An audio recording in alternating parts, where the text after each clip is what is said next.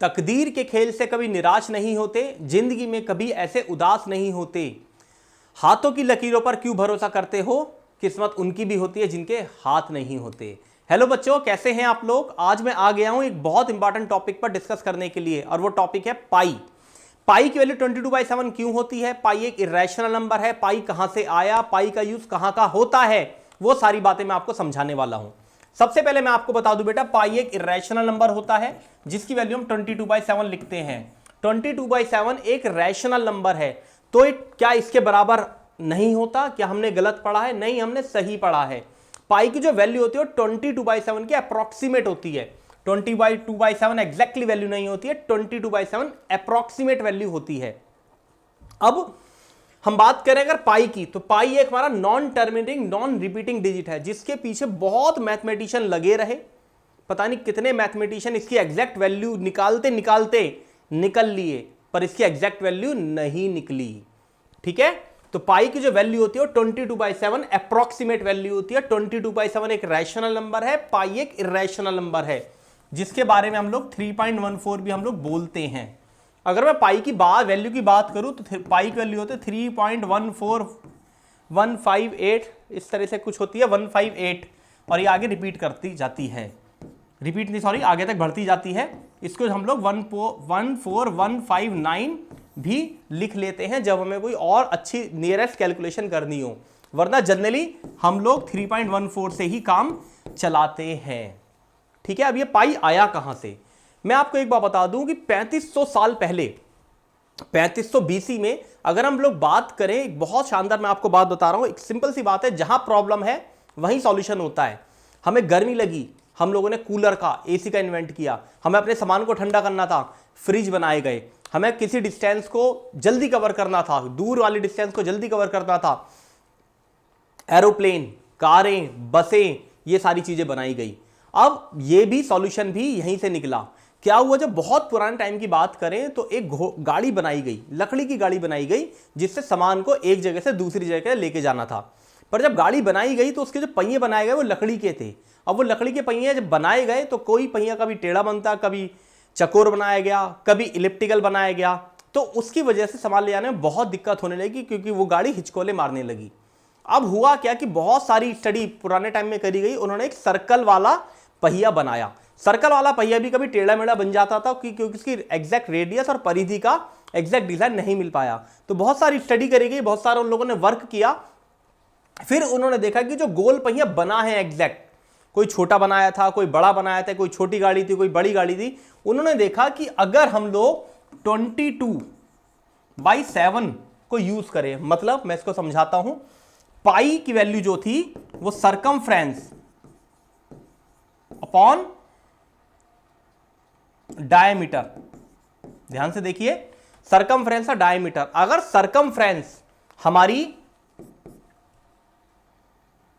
22 हो और डायमीटर हमारा 7 हो, तो ये हमारी एग्जैक्ट वैल्यू मिलती थी, पाई वैल्यू मिलती थी, इसको हम 22/7 बोलते थे।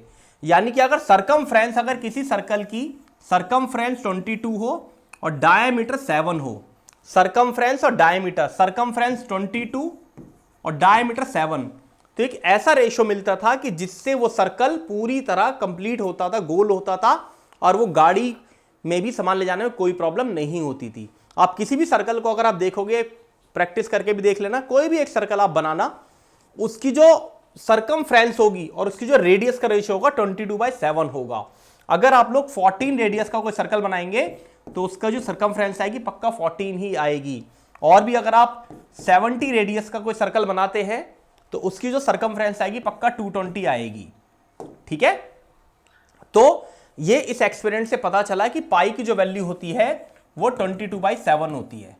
क्योंकि फार्मूला कैसे देखते हैं हम लोग, हमारे पास पाई जो है सरकमफ्रेंस अपॉन डायमीटर, बहुत ध्यान से देखना, बहुत सारी नॉलेज मैं आपको देने वाला हूं। सरकमफ्रेंस अपॉन डायमीटर, डायमीटर होता है हमारा 2r सॉरी, और ये हो गया पाई, तो सरकमफ्रेंस कितनी हो गई हमारी, वो हो गई 2πr। अरे वाह, ये तो हमारा फार्मूला मिल गया, सरकमफ्रेंस हो गई 2πr, राइट। यही फार्मूला यहां से इन्वेंट हुआ था ये, और पाई की वैल्यू भी सर्कमफ्रेंस अपॉन 2r भी यहीं से एक तरीके से हमें मिली थी। अब हम आगे बात करते हैं, थोड़ा सा कुछ और चीजें भी मैं आपको बताता हूं जो मैंने कलेक्ट करी हैं। जो पाई की जो वैल्यू होती है बेटा वो 22/7 223/71 इसके बीच में होती है। अगर हम एग्जैक्ट वैल्यू की, अप्रोक्सीमेट वैल्यू की बात करें तो 223/71 और 22/7 के बीच की होती है।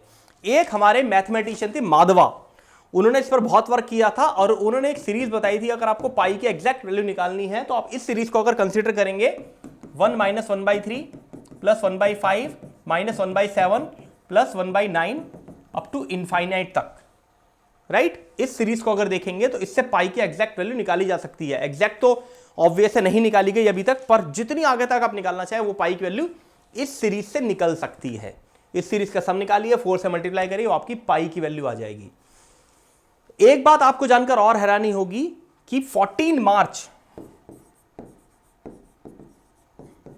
को पाई डे मनाया जाता है। ऐसा क्यों?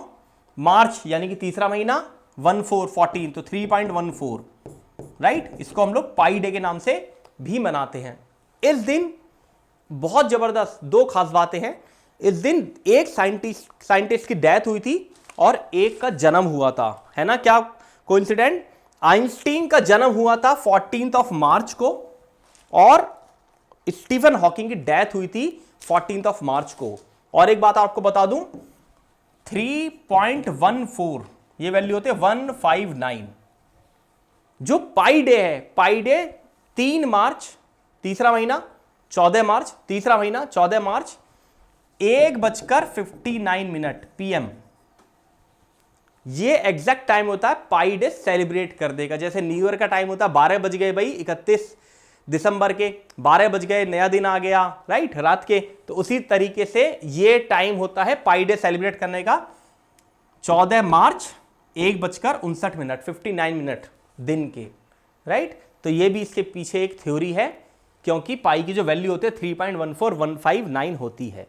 तो मैंने बहुत सारी इंफॉर्मेशन पाई को बता दी। जनरली जब मैं स्टडी कराता हूं, बच्चों को पढ़ाता हूं, तो फिर मैं ये भी पूछता हूं हमेशा कि पाई की वैल्यू 22/7 क्यों होती है। तो आज मैंने इसकी कंप्लीट नॉलेज आपको शेयर कर दी है। ये वीडियो आपको कैसा लगा जरूर बताइएगा। जिन बच्चों को नहीं पता उन बच्चों को भी प्लीज